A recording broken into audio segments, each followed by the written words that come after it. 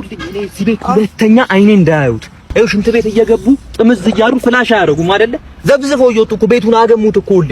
ወይ አንደኞትን በፖፖ ይጠቀሙና እኔ ጧት ስወጣ እደፋለታለሁ አይደል? እንደዛ ይሻላል አይደል? ሰው ያልበለውን ያካል። እሱ ግን ያልበሉትን ነው የሚያሩት። ይኸው ከንፈሮት እራሱ የብርሌ አፍና የሚስቱትን አፍ ብቻ ነው የሚያውቀው። ምን አለ አንዳንዴ ቤተክርስቲያን ቢስሙበት። ኧረ ስማል የኔ ልጅ ስማል። የኔ ልጅ አይበል የኔ ልጅ እንዳሉ ደግሞ ለምንድን ነው እኔን ጫማ የሚለብሱትሽ? እኔ ገዘውትን ጫማ እኮ እርሶ ለብሶት ያዩት ሰዎች እኮ የሚስቱን አባት ጫማ ለበሰ እንዴ? እኔ መባል አለብኝ በገዛ ጫሜ?